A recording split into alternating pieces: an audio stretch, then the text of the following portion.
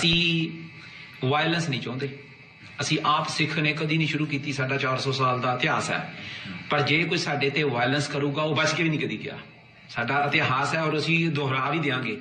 ਮੈਂ ਤਾਂ ਇੰਡੀਆ ਨੂੰ ਵਾਰ-ਵਾਰ ਦੱਸਦਾ ਔਰ ਬੇਨਤੀ ਕਰਦਾ ਇੰਟਰਨੈਸ਼ਨਲ ਲੈਵਲ ਤੋਂ ਤੇ ਇੰਟਰਨੈਸ਼ਨਲ ਮੀਡੀਆ ਦੇ ਰਾਹੀਂ ਕਿ ਪੰਜਾਬ ਆਪਣੀ ਮਰਜ਼ੀ ਨਾਲ ਛੱਡ ਜਾਓ, ਨਹੀਂ ਤੇ ਇਹ ਤੁਸੀਂ ਆਪਣੇ ਚੈਨਲ ਦੇ ਉੱਤੇ ਲਿਖ ਕੇ ਰੱਖ ਲਿਓ ਗੱਲ। ਜੇ ਤੁਸੀਂ ਸਾਨੂੰ 21 ਸਾਲ ਦਿਓਗੇ ਅਸੀਂ ਇੰਡੀਆ ਦੇ 21 ਟੋਟੇ ਕਰਾਂਗੇ। ਜੇ ਪੰਜਾਬ ਇਕੱਲਾ ਆਜ਼ਾਦ ਨਹੀਂ ਅਸੀਂ ਫਿਰ ਕਰਾਂਗੇ।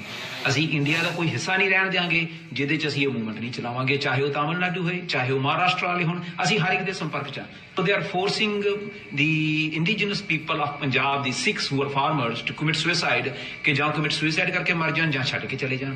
So this is basically on the final stages कि indigenous ਜਿਹੜੇ people ਹੈ Sikhs, they are facing existential threat at the hands of the successive Indian regimes।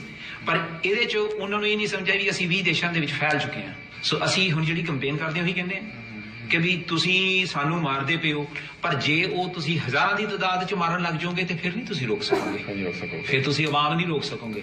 ਪਰ ਇਸ ਵਾਰੀ ਇਹ ਹਾਲਾਤ ਹੋਏਗੀ ਕਿ ਜੇ ਪੰਜਾਬ ਦੇ ਉੱਤੇ ਇਹਨਾਂ ਨੇ ਇਹ ਟਾਰਚਰ ਤੇ ਐਕਸਟ੍ਰਾਜਿਊਸ਼ਨ ਕੀਤੀਆਂ, Punjab is going to overrun Delhi, ਖਤਮ ਕਰ ਦੇਣਗੇ ਇਸ ਵਾਰੀ। ਇਸ ਵਕਤ ਰਹਿਣਾ ਕੁਛ ਨਹੀਂ ਆਪਸ 'ਚ ਇਹਨਾਂ ਦਾ।